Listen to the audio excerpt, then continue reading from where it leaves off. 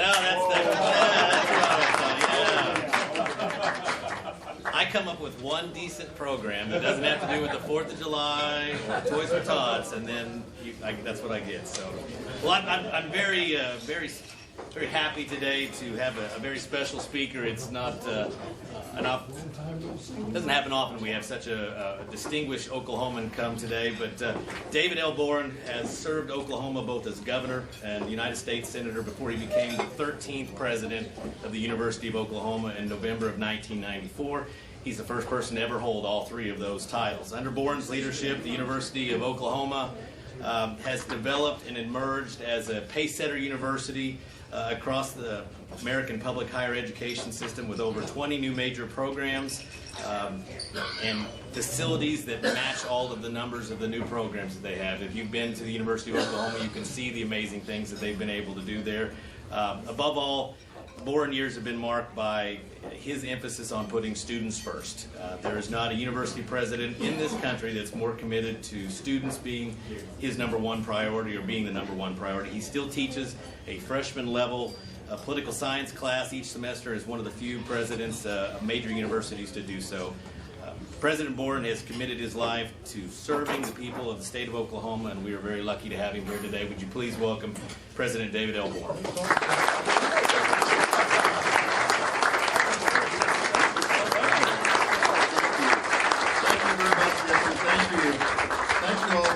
I'm really glad to be back in town. I went down and drove around the square before I came here because I had to give it one more look. I'm trying to remember, just exactly calculate how many times, dozens of times I've gone around, usually on hot days, peddling my literature, running for office, going around the square, and it's really good to be back, and I really appreciate the warm welcome from everyone too. You know, whenever you've been in politics, you're never quite sure how people are going to react when you come around. I was in Oklahoma City the other day, and I was walking down the sidewalk, and all of a sudden there was nobody else on the sidewalk but one guy, and he had on coveralls, and he was walking toward me, and he all of a sudden he locked eyes with me, and you could tell he was looking at me, and then he even kind of turned his body and kept looking at me, and then as he approached, we're just in that sidewalk all alone in the middle of the city, and I could tell he was going to say something to me just as soon as we passed each other. And I thought, I wonder what he's going to say. I was kind of a little worried about what he might say, the way he was looking at me. And so he stopped me and he said, "Hey." I said, "Yes." He said, "Anyone ever tell you look kind of like David Boren?" One that used to be our governor and senator. And I said, "Yeah, that happens to me pretty often." He said, "Boy, I bet it makes you mad, doesn't it?" Well, that's kind of the way things are. But, you know. But it really is, it's really good to be back. And I'll try to be brief, and I'll try to then leave time to answer any questions. You know, that's a hard thing when you've ever served in the Senate. You learn how to say very little and take a long time to say it. So it's got the senators have it down to a fine art, as those of you who watch C-SPAN know. But I'll just try to get to the point. You know, I think I got out and gotten involved in this. This January I'll celebrate 50 years in public service in Oklahoma. If you count the 24 years or 23 years now that will have been at the University of Oklahoma, and it's starting out in the legislature and then governor, senator, now OU. So it'll be 50 years in January. And I think that as I've watched the state during this entire 50 years and even before that, when I was old enough to pay attention, I don't think that we have ever faced a situation in our state that is more important in terms of what's going to happen to us, what's going to happen to this state. Oklahoma's given me everything that I've ever had in my life. I won a scholarship early on from here so I could go on and study overseas. I've been privileged to be a public servant in this state. Oklahoma has done everything for me. And that's the reason I feel so strongly about doing anything that I can at this point in my life to try to help us steer through what I think is the most severe crisis we've ever faced. Societies are like individuals. Everybody in this room, I dare say, everybody, can think of a time in your own life in which you face something that has really been major. It's been really a major challenge to you. Or there's been a major disappointment, or a major defeat, or a hardship that's hit you, or your family, something's happened. And it really, how you react to that personal crisis or that time of identity really makes you who you are the rest of your life. You either reach down and find the strength to overcome it, or you don't. You let yourself be defeated by it, or you overcome it. And I think we're in one of those defining moments for our state. So I'd just like to go down and also have you think too. I've thought about it so often. The people in my life who made a major difference today. And I bet that along with members of your own family, for example, or some very close friends and neighbors, I bet for every one of us there's been one or two or three, and if we're lucky more, I think probably I almost had half a dozen. I was so lucky. Teachers that have believed in us, that have awakened us, that have made us curious, that have really seen potential in us and have really worked with us to bring out that potential. I think they're teachers that change our lives. And so we've all benefited from that. We've all benefited from that.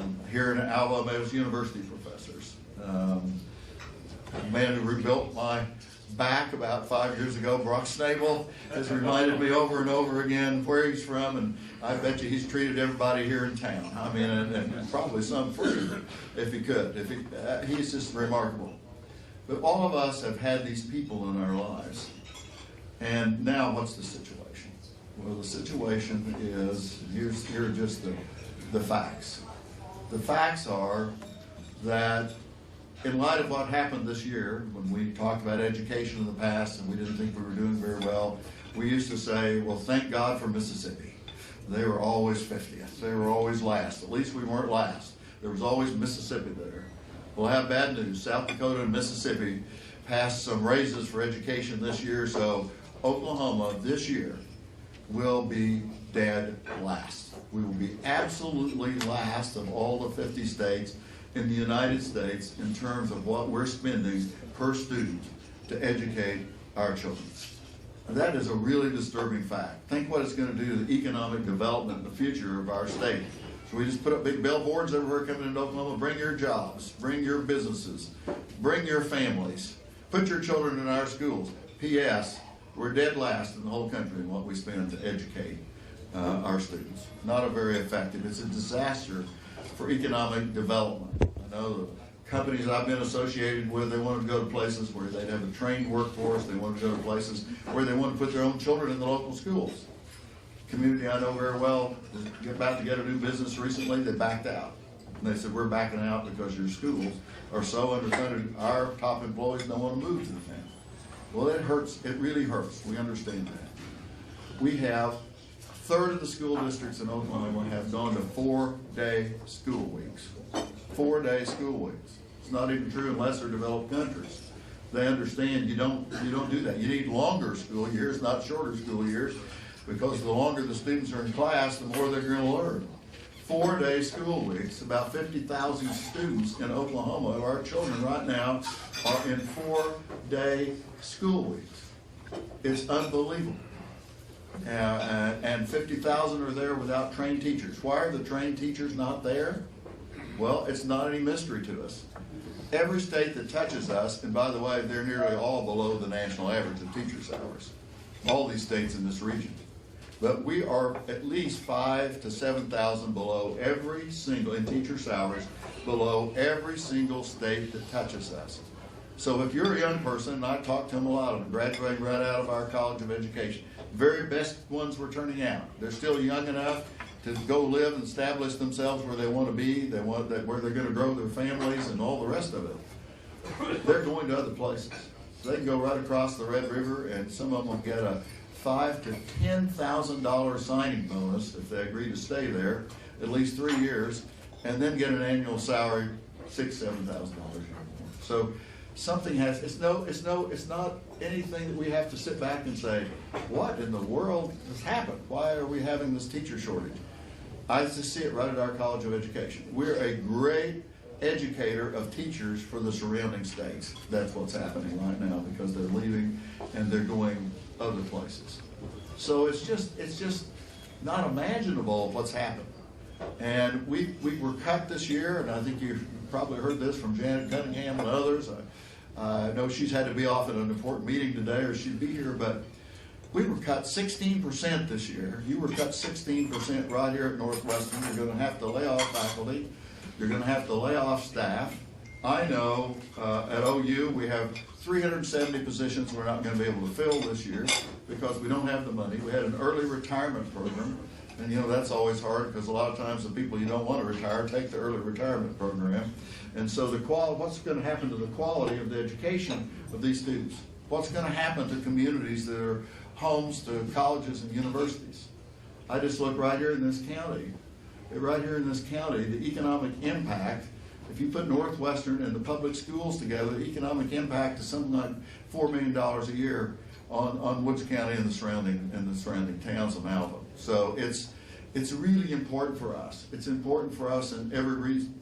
Someone stopped me the other day and they said, well, state question 779, it's aimed at teacher salaries. That's the primary thing. It's going to give every teacher a $5,000 raise, not into the bureaucracy, go right into the classroom, can't be spent otherwise, can't be frittered away. But they said, we see it here also is going to give $100 million, 18% of the money is going to go to colleges and universities. They said, did you just sneak that in there? And I said, no, I didn't sneak it in there. I'm very proud of the fact it's in there, although here I'm a college president and 80% of this money is going to common education. But I sure don't apologize for the fact that our colleges and universities are going to get some help too. Why? Well, back in the 80s and the late 70s, and we had enlightened leadership in the state. If you go back there, you'll figure out who's governor at the time. But we were paying 54%. Let's take OSU and OU. The state paid 54%, 50 some cents on the dollar of every dollar we spent to educate our students at OU and OSU.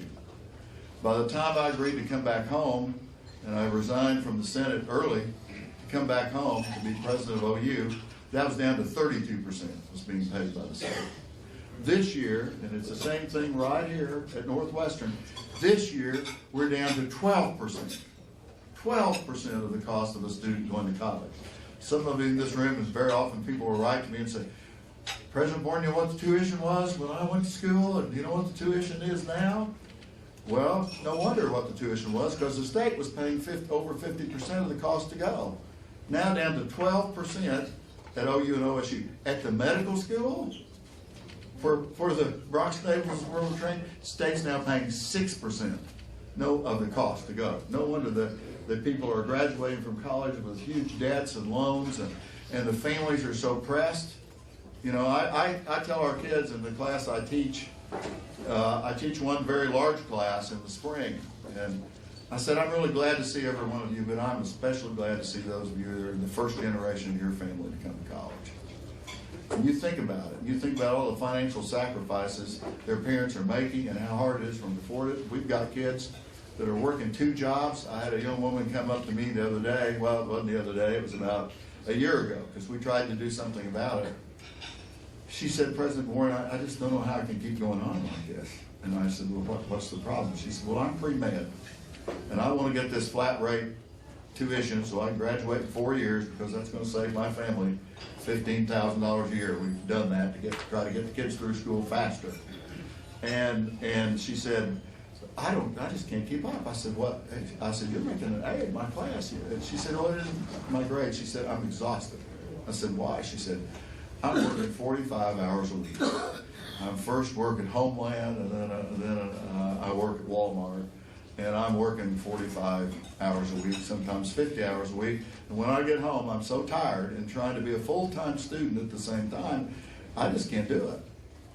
So one of the things we did at OU to try to make up for this, we started a new scholarship program.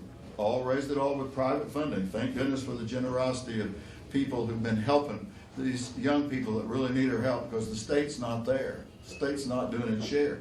State is cutting that 50% down to 12. Where did the extra money come from to keep the light bills on? From the families and the students. And that's why this pressure is on. So I said, we started a new program. We said, you bring in your slips from your job showing how much you're working. If you're working over 30 hours a week, and going to school, we'll pay you the difference between what you're making for working 45 or 50 hours a week and 30 hours.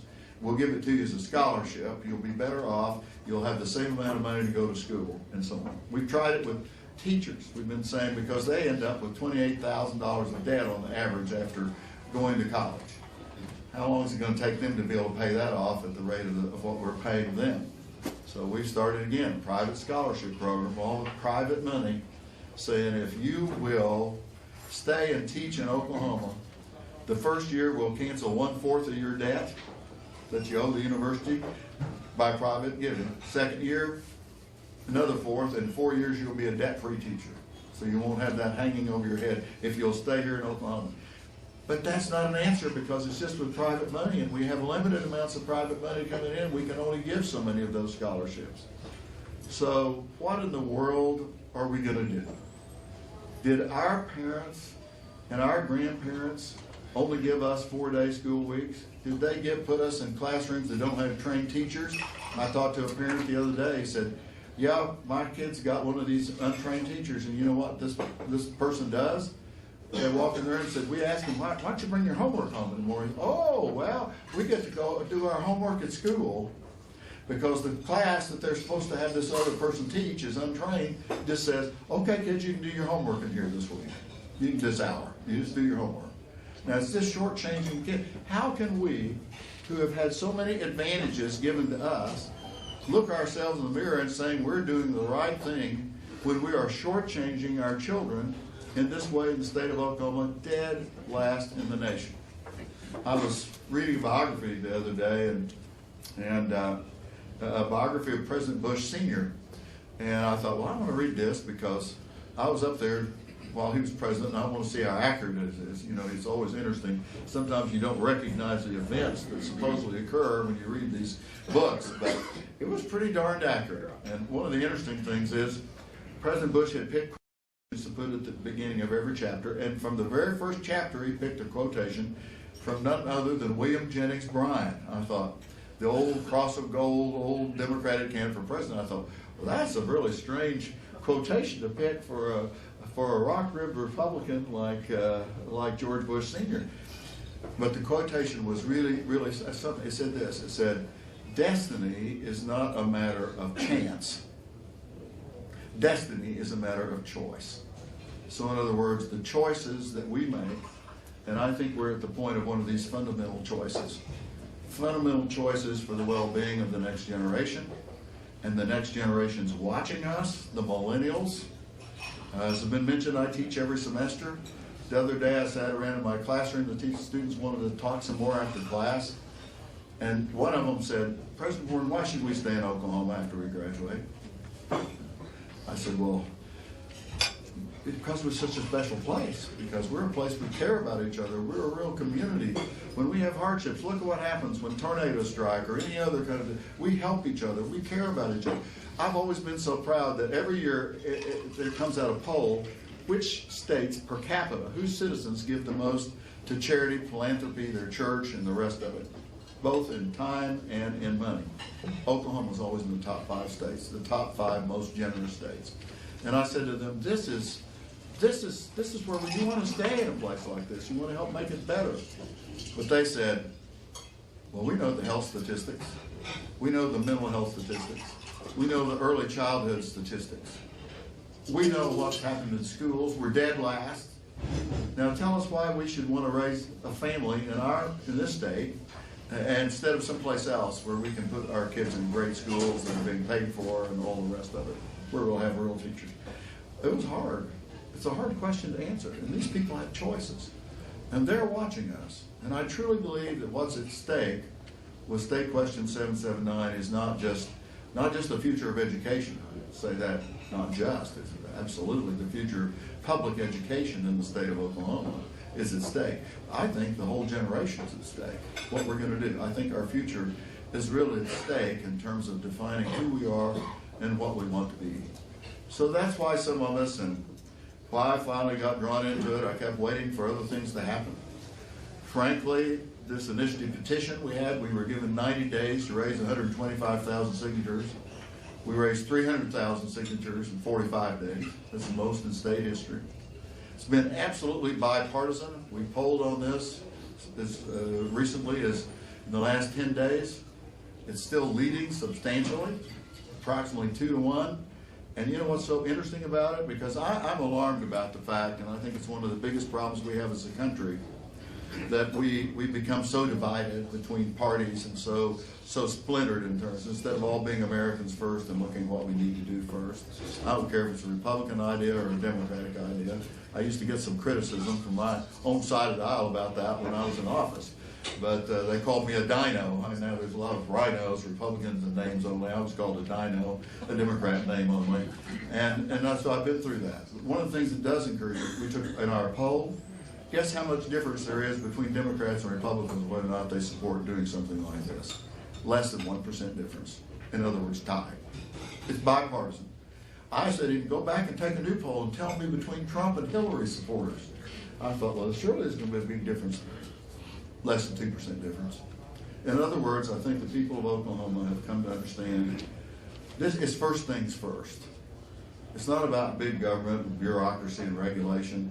It's about meeting our most basic human responsibility, and that is to educate the next generation, to educate all our children, provide them with the opportunities that were given to us. So we tried to come up with a plan to do that. Frankly, when we put this additional petition campaign out there, we were hoping that there could be other solutions. Something would happen at the state capitol. The problem would get solved. And we waited and waited, and it didn't get solved. We're still right where we were. It hasn't gotten solved. One of the good things about legislative and other action is you can be very flexible about it. We need tax reform in Oklahoma. Cities and towns need to be given other opportunities for financing. They're the only state, we're the only state in the union that uses only sales tax for cities and towns. And a very narrowly defined sales tax with a lot of exemptions for various things. We ought to give flexibility to people in local towns to do what they want, and there are things that need to be done about that. There are all sorts of things that are problems that are waiting to be solved. And the hard thing about a state question is, and you probably read, we were challenged in the Supreme Court about it. We won in the Supreme Court. You can only cover one subject in a state question or it's ruled off the ballot. So we had to be very careful to make sure we were just focused on education, because it's such an important, basic priority for all of us. That's all we could do. Now, if, and I say if, I say I hope when this passes, could the legislature come back, for example, and could they take away some of the tax breaks and tax credits and other things for various groups? And could they raise the $600 million of revenue neutral and substitute that and cut the state sales tax back by 1%? So you'd end up with what the sales tax burden you've got total between your cities and towns now be the same, and cut it back. Sure, they could do that. There are all sorts of things that could be done, and I hope this will break the logjam for reform of a lot of things that need to be done in our state. But in the meantime, you have to use the tool that's available to you. We just can't go on like this. You know, one of the things is, somebody said to me the other day, said, you know, David, you can't go back and give those children a lost year back. You can't do that. That's permanent damage, or 2 years or 3 years. How long are we going to wait? Because we've got 100,000 kids in 4-day school weeks and no teachers. How long are we going to wait to do something? So we have to act, and I think hopefully that'll break the logjam on other kind of reforms that we need to bring to our state, including tax reform and a lot of other things that need to be done. But what does this do? Well, it sets up a fund out of the $600 million, the biggest chunk of it. Well over $200 million goes to the $5,000 teacher raise. Can't be spent on other things. Got to go right into raising those salaries so we can be competitive. We can keep the teachers in our state, keep the best and brightest teachers we're graduating, keep them in Oklahoma. So that's number one. Then it has an additional almost $120 million in there for reforms. And these reforms can be accessed through the state school formula. They have to spend it for these purposes. They have to be for local priorities that the local school board sets. I've always believed in local control, and this would be controlled by, you know, what fits, one size doesn't fit all. One school district may be saying, we need STEM teachers, science and mathematics teachers. We need some special incentives to do that, draw those teachers to our school district. Another school districts that may say, we've had to cancel the reading program. We found that that's a great concern to everybody. We need to put that back and get people prepared to go on to college or on to VOTEC school, and that we put that, so that's there. We don't want a 4-day school week anymore, we want 5 days. Yes, they could use it for that purpose. We've got some master teachers here, and teachers who, if you're thinking about merit, they've taught 20 years, they bumped up against this limit of you can't keep getting higher salaries by teaching longer. But they're some of the best teachers we've ever had. I bet some of the teachers you would name that made a difference in your life were those kind of master teachers who just made a difference in your life, and we keep them there. We don't want them to retire early. So it allows the local school board, if that's what the school board says, and the local school, give some incentive pay, merit pay, to keep some of those master teachers here in our school system that might otherwise leave. So there are all sorts of worthy purposes that are there in that fund. So there's the teacher raise, they're what I call reform ideas that come from the local district. You know, what does our school district most need to do? And you decide, and money comes for that. 60 million for early childhood program. And I think many people in the room know a lot of kids, unfortunately, in Oklahoma, per capita income is very low in parts of our state. And they're just not prepared for it. They're not prepared to even go to the first grade or kindergarten. They need some help early on in our childhood statistics. Then I mentioned the $100 million that would go to our colleges and universities, and it would be used to keep down the tuition and fee increases, keep them down. In fact, I think we could freeze them for a couple of years totally, not have any. If we could get the schools, I don't wake up in the morning and say, oh, just think today I could raise the tuition on our students. I mean, it's awful. I get out the Excedrin bottle and I can see the faces of some of these kids, like that young woman I told you about. I can just see them. It's not the right thing to do to them. So this would give us a chance to pause on some of those tuition and fee increases and have the state pay the bill instead of passing all the bill on to the families and the kids, because it's just really such a hardship for them. And then it has some small amount of funds in for career tech to keep them from going the wrong way. State Department of Commerce says we have 80,000 jobs in Oklahoma that could be filled if people had higher levels of skill training. So we want to keep that going too. This is also, people say, and I remember our good friend down the road when we had House Bill 1017, that was going to solve all the problems, and Henry Melman was working on that. And I remember I was already in Washington Senate. He called me and said, I need you to help me. So I told everybody on my staff, if anybody asks you, I'm just staying out of it. But meanwhile, I was calling legislators and everything. They caught me red-handed. And so I said, well, when caught, express pride that you're trying to help the children. And I was trying to help Henry help the children. And we worked together on a lot of things. But you know what happened? People said, oh, we've had casinos, we've had lotteries, we've had things that were going to solve everything. And then people said, here we are, still back. Last in the nation, all this trouble, severe trouble. What happened? Well, we wanted to make sure it couldn't happen again. Most of those state questions in the past have been statutory state questions. This is a constitutional state question. So it sets up a constitutional, to use a term, I won't mention who first used it, but a lockbox. It sets up a constitutional trust fund that they can't take the money and use it for something else. It's got to stay for education. They also can't substitute, well, what we're spending now on education, well, let's cut that, and then let's take this money, it will still be at the bottom. Can't do that. It would be constitutional, only changed by the people themselves.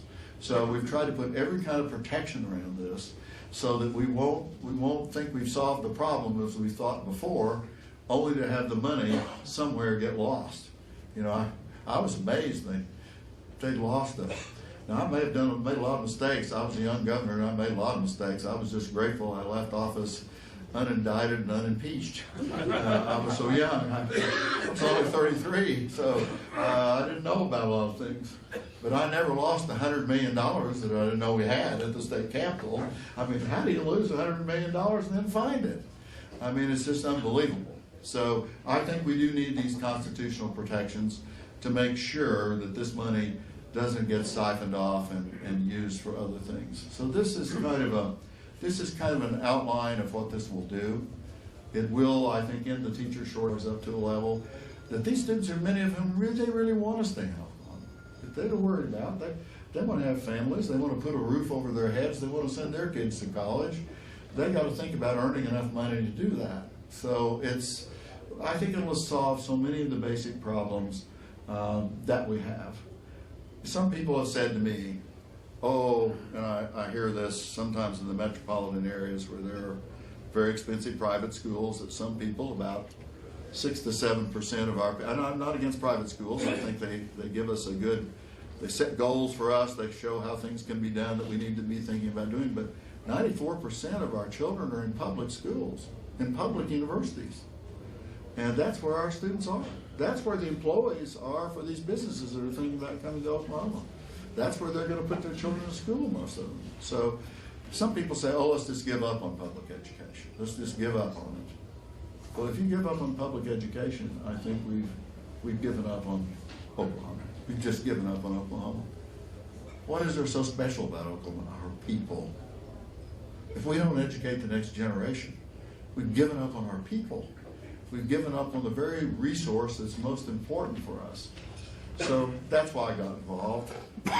That's why probably the last time I'll get involved in any kind of thing as far as a public question, but I got involved because I just thought, this is it. This is going to define us. It's going to tell us who we are.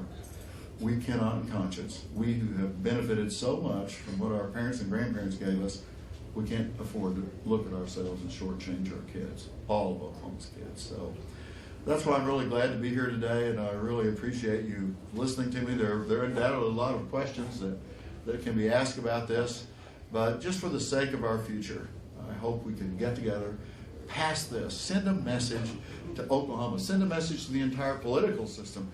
We care enough. We don't want to raise taxes to pay for boondoggles. We don't want more government. We don't want more this. But we do care enough to educate our children, and we care enough about basic things in the state without which we just don't have any future. So thanks a lot for letting me come and talk to you today. I really appreciate it very much. And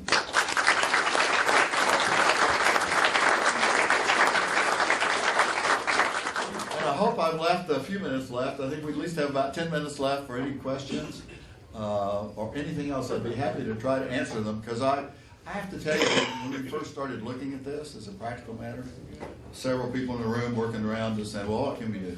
And you can't find a perfect solution. And I said, well, what about the income tax?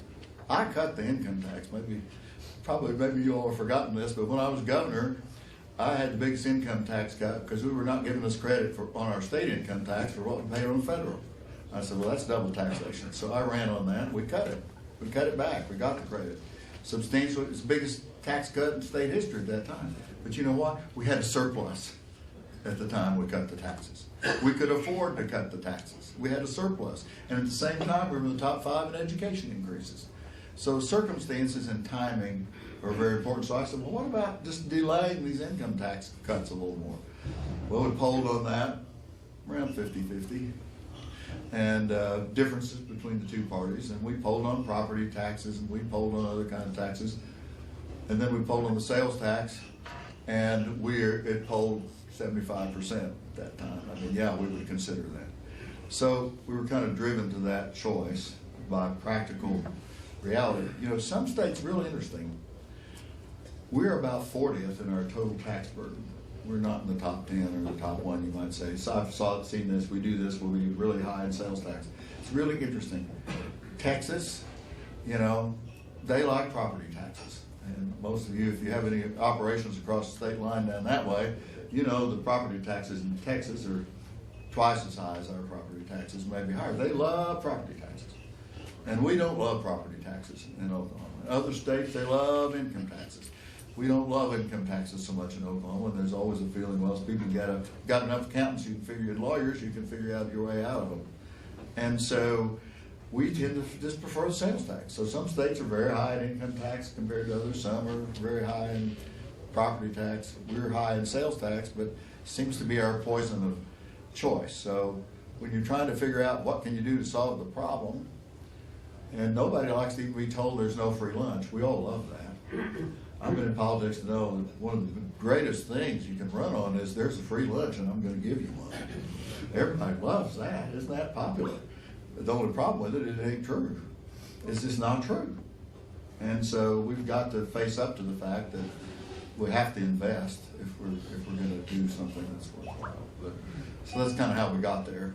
And but it's not perfect, and as I say, it doesn't keep the legislature from coming up with the same amount of money through other things. If this passes, they could still do that. It wouldn't violate the Constitution. As long as the $600 million gets into education, they could change the way you raise the $600 million by changing the state tax rates.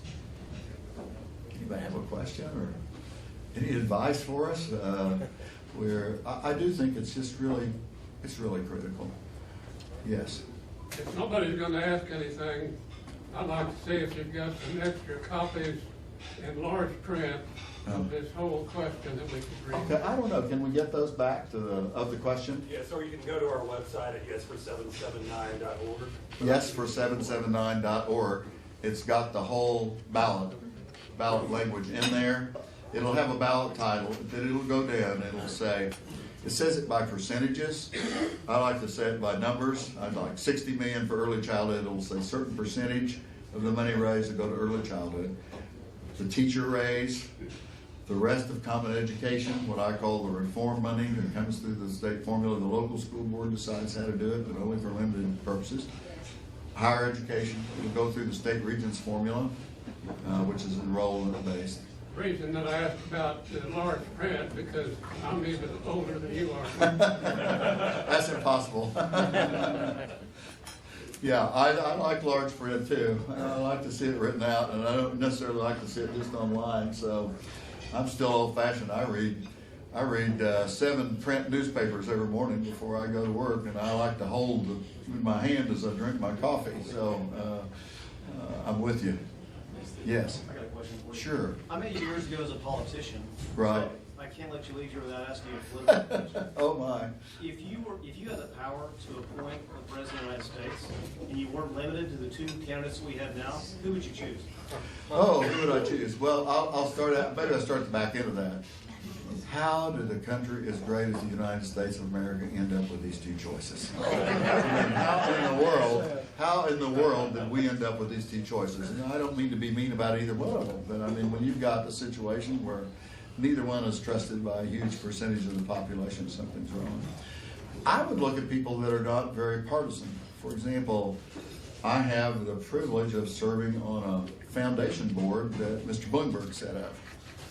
And so my job is to help give away his money. Now that is just so much fun. And the only bad thing is he says I can't give it anything Oklahoma. I'm barred from voting on anything in Oklahoma as a trustee of giving away his money. But I think he's a capable person. He's been a Democrat and a Republican both at different times.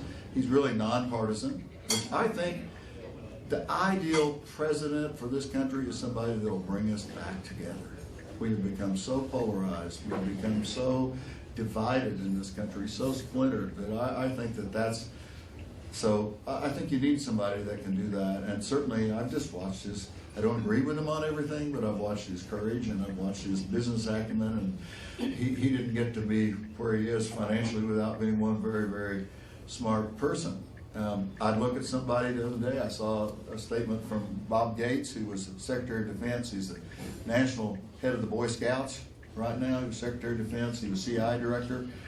I presided over his confirmation hearings. He served under 7 presidents of both parties. He's a very smart guy. He understands the nature of the various threats we face, and somebody like that. I'd start looking at people like that who could really perhaps I think be stronger choices than the one we face. You know, somebody said to me once, from a very small country, said, "I flew over your country, and your country is so great it can even survive the bad political choices you've made from time to time." So I thought, well, you know, I was a little more defensive when I was still. You know, the nice thing about not being in politics anymore, you can tell the truth. So I'm just at that point in my life, and you know, I just had my 75th birthday, and I'm really happy I can just tell the truth. On a lighter note, what are we going to do about Bob in the game? Oh, Bob in the game. Well, I've been out to practice. You know, I gave him all my secret plays before this last game with Ohio State, but didn't quite work out. But I think, you know, certainly not the season we dreamed of or thought we had. And I think one of the things was we probably never opened a season with stronger competition. I mean, it's just, it's killer's row that we're up against. You know, next TCU and Texas. Texas, unfortunately, is recovering a little bit too, and it's looking better. And there are going to be a lot of tough games out there. But I think we still, you know, I remember when Bud Wilkinson, and I was a little kid. I was with my dad, and I was in the stadium that day. Notre Dame beat us and ended the 47-game win streak. And none of us even got up. I remember no one even got up. Everyone was so shell-shocked. And the next morning, the next day, in the Norman transcript, I think it was Monday morning, in the Norman transcript, there was a letter to the editor. Bud's obviously lost it. Time to fire Bud Wilkinson. He lost one game after 47 straight. So we're kind of like that, you know. And then I remember when we got Bob here, everybody, and I was already president then, and I'd gone through 2 or 3 years of losing seasons and all of that. I hate to even mention names like Snellenberger and things like that we went through. But and people said to me, President Boren, if you'll just give us a winning season, we won't be spoiled anymore. We won't expect a national championship just give us a winning season. If we could win once in a while a conference championship. But it didn't take that. About 2 years we got the national championship, and now the expectations are. So I would say that Bob, and I think Lincoln Riley's been a good addition since that. I tell you, everybody in this room would just really like him if you knew him. He's this West Texas kid that looks you right in the eye, and he's a stand-up guy, and he's very talented, very smart. Straight A's in high school, for example. He's that kind of guy. And I think that we'll continue to improve, and I think that once Baker, who just knows no fear, that's another interesting kid to know. He knows no fear. I said, Baker, just kind of be a little more careful. Well, he's just not careful. He's not afraid of anything. But one of the problems is I think he takes on the burden of, I can do it all. I've got to have a dramatic play every time I'm out there. And so I think kind of getting him a little more focused down to reality. I think that we can still salvage a very good season. I think we will. I think the coaching staff's still really strong, and there are a lot of strong players. We're obviously missing some players that are not there, especially the cornerbacks and places like that. We're obviously missing them, and we're going to have to do some additional recruiting in certain key defensive positions. And so it's not the year I hope for. You know, I think as I sort of look towards someday, we all know we're not immortal, and someday I'm not going to be president of the University of Oklahoma, and I'd sure like to go out on a huge win streak at the football field. It makes everyone in a good mood in the whole state. I just didn't go home, I have to tell you. I stayed in bed half the day on Sunday with the sheets over my head. I don't like to lose. I sure don't like to lose. And so it does affect the moods of all of us. But I think we can still, I think the good thing about it, I've seen some interviews, and I do go out. Molly and I go out to practice, especially after we've lost. We go out to practice, let them know we're still with them, and we still care about them. They're really working hard, and what I'm seeing is a lot of teaching going on, you know, quiet teaching, one-on-one, so I don't give up the ghost yet, and I think we could still salvage a real good season. I really do, yeah. Anyone have any other questions at all before we shut her down? I know you all have to go back to things. And I hesitate to say this because thank you for coming out. I really appreciate you coming up and spending time with us today and talking about this. And I'll start so you know, my mother's a school teacher. Her father was a school board president. Right. Her grandfather was a principal in Burlington. Right. I agree completely that we need to do something about the wages and benefits to being a teacher in the state of Oklahoma. Status too. We've got to respect our teachers again. I wholeheartedly support that. The 1% sales tax scares the death out of me. and I'll tell you, and I've just come back from the Oklahoma Municipal League meetings, and mayors all across this state are worried to death. You know, we have to compete pretty hard for economic development in our community. That sales tax burden just what can you say to put us at ease and make us feel better about this? Because I look at it and I think there's so many other things, and you said this isn't a complete solution that need to take place. Absolutely. How do we keep getting to those things without just throwing more money at it? Well, I think, and that's another thing. For example, there are all sorts of things like even shared administrative costs between school districts. There are a lot of things, and we waited, we hoped some solutions would come. They didn't come. And so it's sort of like, here's the last light at the end of the tunnel. And do we say, okay, we're not going to do anything because it's not perfect? I'd say that, number one. Number two, for the cities and towns, and we're the only state in the union where cities and towns rely only on sales tax. Well, no, that's not right. How is that?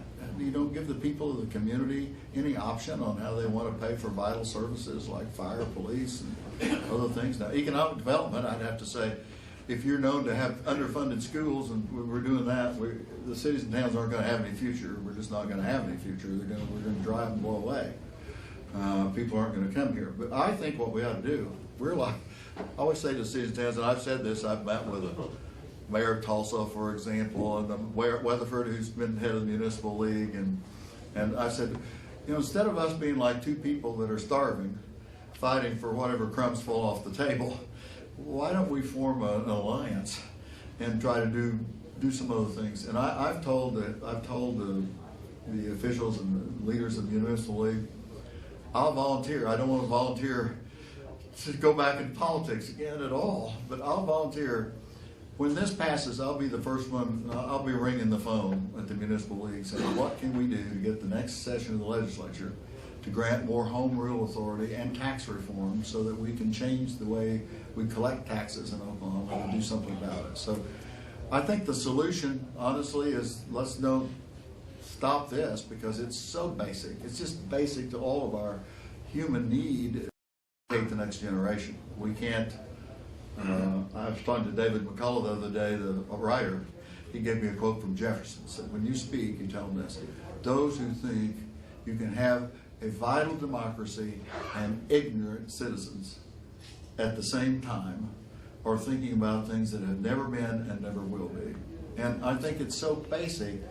We've got to solve this. And then I think what we need to do is join hands to vote the next session of the legislature to things like tax reform, home rule opportunities to broaden the base for the local communities, and work together on some other things that need to be. Health is still a big issue in Oklahoma too, where our hospitals are endangered, especially in our small towns, and other things that are going on. We've got a long list of unaddressed things. And it's not necessarily about raising more revenue and everybody's having a hard time, because we're going through such a hard time in Oklahoma. It's a hard time to do this. Hard time. I think we've got to really look at the structure of our budgets and how we set our priorities and how taxes are collected.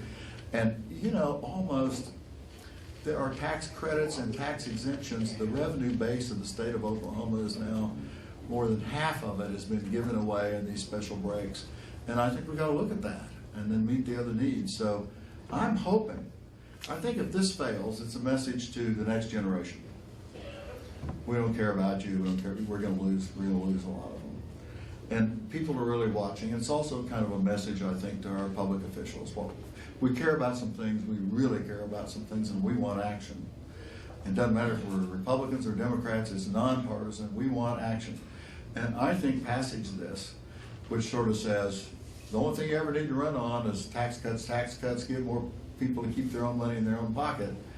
But there are some things that are so basic and so important that we're willing to pay for them. I think that changes the mindset, and I think it changes the politics of the state in both political parties. And by the way, no one political party got us in this mess. Both political parties, as I say, I can tell the truth now, both political parties got us into this mess. And we've got to get out of it. So I'm hoping this will break the logjam, and that you and I and others who share these same concerns will be working on the same side of the issue before we're through. Because we can't solve everything with this one state question. And in fact, it becomes more imperative for us to get together and solve a whole set of other issues that are facing our state. We just have to get involved as citizens. We're going to have to do it. We've got to form coalitions. But I think what you said is not without merit. It concerns me, worries me. It really does. Thank you. Yes. No, I appreciate that question. And these are the kind of tough things that when you start trying to do something and you try to craft solutions, you're not dealing with perfect solutions, and they have consequences too, and therefore we have to get back and work on handling those consequences. That's step 2. You commented on a lot of polling that you've done, Yes. and how is the polling done on this passage of this? I think I've read that Right. it's favorable. It is favorable. It has stayed above 62% the whole time, and the opposition has stayed below 30%. So roughly 2 to 1, and as I said, totally bipartisan. And really, a lot of strength in the rural areas as well as in the cities. It's in the kind of division between the metropolitan areas and the rural communities. It's been, as I've been watching politics in Oklahoma, it's probably been as broad a based support as I've seen, and yet with a lot of concerns. I mean, municipalities are concerned, to be honest, and other people are concerned, and they have a right to be concerned that this should not be the final ultimate solution. It just gets us out of the ditch, and then hopefully gives us enough time to breathe while we work on these other issues that are important too. So we've got a lot of work ahead of us.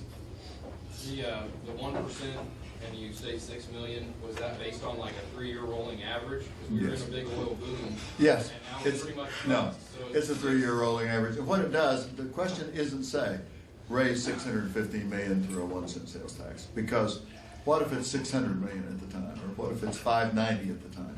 It's by percentages. It says this percent will go to the teacher pay issue. This percent will go to address things like the non-qualified teachers, the 4-day school weeks, the STEM teachers, the master teachers merit pay. This percent will go to higher ed. It doesn't say 100 million. That's the approximation of the 3-year rolling average, but it's, because we know, I bet it'll be a little less than 615. I bet it'll be more like 600, because we're going through such a very difficult time in our state's economy. So we deliberately wrote it as a percentage so that it will not create other liabilities beyond what's available from it. So yeah, that's a really good catch on that, because I didn't think about that again. We got a really great lawyer in Oklahoma City. Just happened to have a lawyer there that is an expert on state questions and constitutional questions, and so he helped write all this. Obviously, those of us who are basically lay people, I'm just kind of a retired lawyer, I didn't practice very long, we had to have some help on it. Had really good help in putting this together. Well, I think we better quit. I know everyone has to get on to the rest of your lives, but I just want to tell you again, I just have to sincerely say, I just wouldn't be involved in this if I didn't think it was critical to our future and our kids and the rest of it. I look them in the eye a lot of times, and I appreciate the chance to come, and I really appreciate getting to see some of you again, and getting to drive by a lot of familiar landmarks to me from times over and over again. So it's been great to be here, and I really appreciate you and appreciate your questions too. Thanks a lot.